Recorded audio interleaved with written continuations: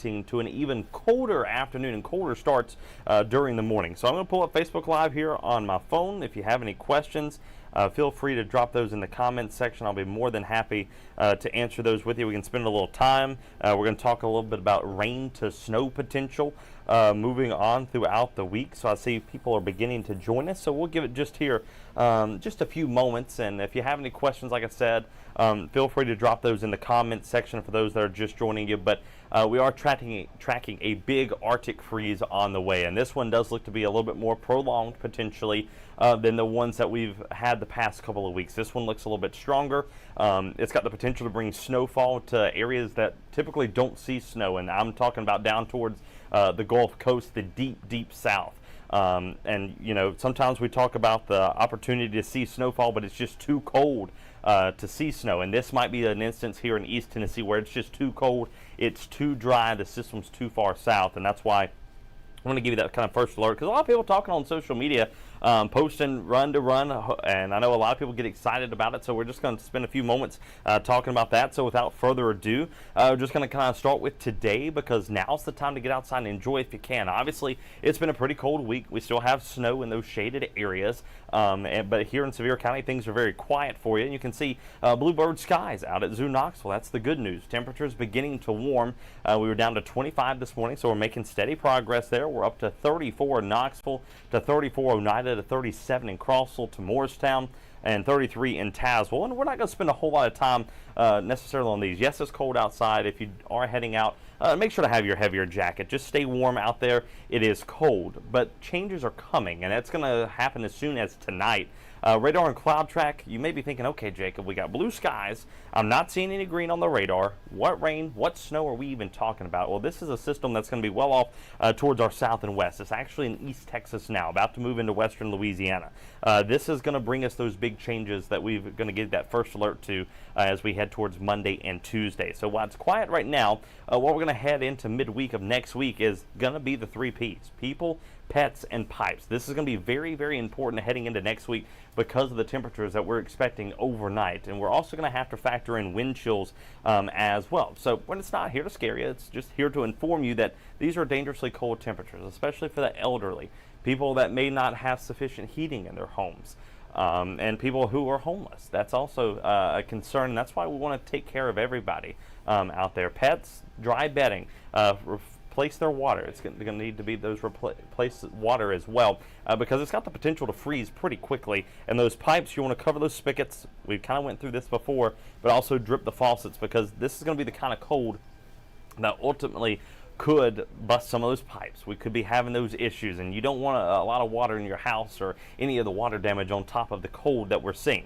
So as we head throughout today, what we're going to be watching is clouds increasing, and then eventually here comes the showers and the downpours. This is by 9 o'clock tonight. If you have any outdoor plans, should be okay 9, 10 o'clock. Plateau, a little bit more of a different story. We'll see that rain beginning to approach probably somewhere around midnight. Now, a lot of this may not initially reach the ground. It's going to be more so tonight. And as we switch from the higher resolution to a different high resolution model, it paints a really good picture. Look at the snowfall already beginning to fly for areas like Cullowhee, Newfound Gap, Mount LeConte. Those are the areas that we're looking to see the opportunity for snowfall. The rest of us, a plain cold rain. So if you're hoping for more snow or you're worried about tonight, maybe you have travel plans this weekend outside of the higher elevations, we should be okay in terms of that. And even for the Smokies, it's going to transition to a cold rain heading into Saturday. By Saturday morning, most of that rain kind of beginning to taper off. Then we'll see another wave mid-morning. During the day on Saturday, it's not necessarily about an all-day washout. It's going to be kind of a dreary day. We'll have mist, drizzle, clouds, light rain coming in as well. So that's what we're looking at. Some of that could transition to a little bit of snowfall late in the day for the higher elevations. Once again, can't stress that enough. It's not going to be here in the valley, at least yet. Now watch what happens as we head into Sunday. You'll see that beginning to transition. Southeastern Kentucky, around the horseshoe effect. That's what we're normally seeing. And then back down into the Smokies by Sunday morning. Could be talking about some snow showers and snow flurries kind of coming in. With that being said, how much rainfall are we looking at? It's not necessarily a rain that's going to cause a lot of flooding out there for you. It's going to be mostly, say, a quarter to a half inch. You can see the blue shading. That's a half inch to maybe as much as an inch across the Smokies, half an inch there in Crossville to Monticello, but a quarter inch here in Knoxville. That's kind of fluctuated between a quarter to, say, as much as half an inch at times. So that's what we're looking at there in terms of that. But let's kind of begin to dive into that cold aspect. Tonight, 39. That's why no issues are expected in terms of any wintry weather here in Knoxville. Now, what happens as we head into Sunday? Look at this. That typical northwest flow is what we're typical of seeing. And once a cold front slides through, you get that northwest flow. Got snow showers and flurries across the plateau, southeastern Kentucky, back up into portions of the Smokies as well. And that's where it'll begin to accumulate. Could we see some snow showers and flurries here in Knoxville? Absolutely. Do I expect any accumulation?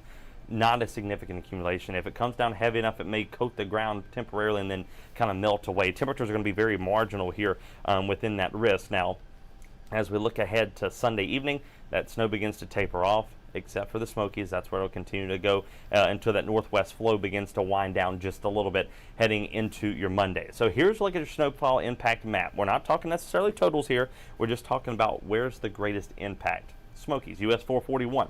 More than likely going to be closed Sunday into Monday. We'll get the information from the Park Service and pass that along to you.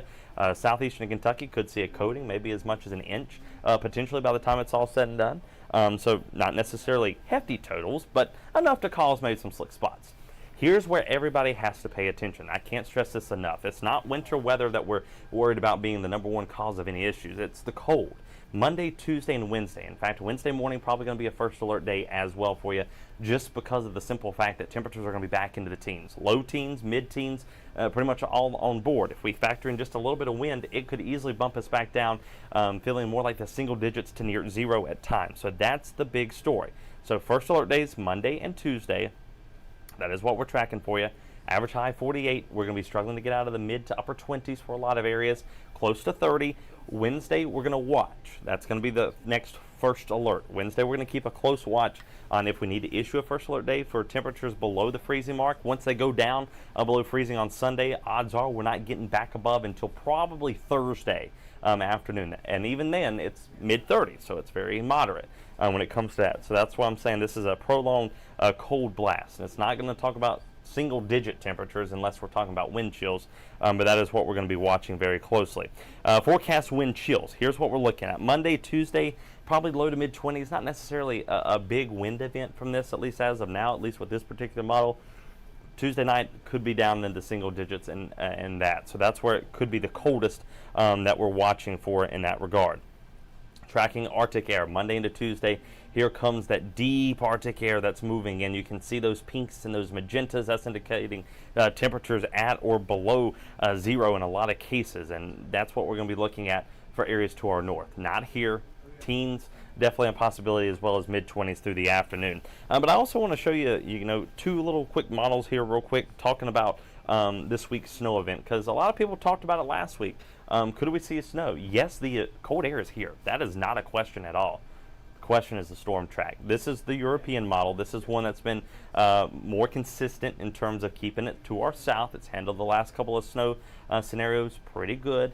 So it keeps it, even south of Atlanta. But look at Charleston and maybe the coastline of North Carolina. It's not out of the question. They get a real shot at some winter weather heading into the first half of next week, and even along areas of the Gulf Coast.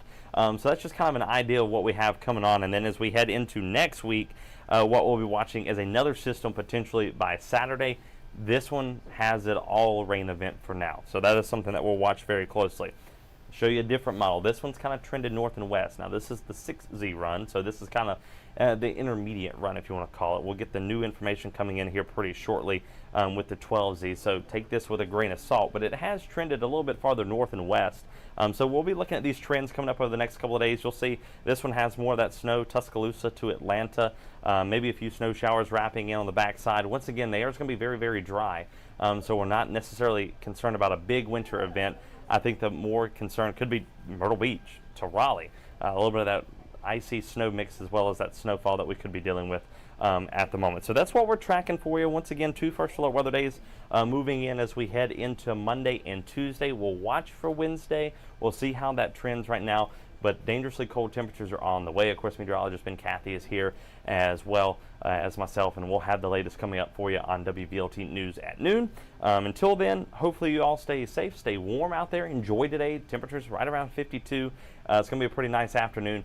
Enjoy it now. We're tracking some messy conditions heading into the weekend. Of course, we have the latest for you in the WVLT First Alert Weather app. We'll see you back at WVLT News at noon, and then again at 3:30 this afternoon with meteorologist Ben Cathy.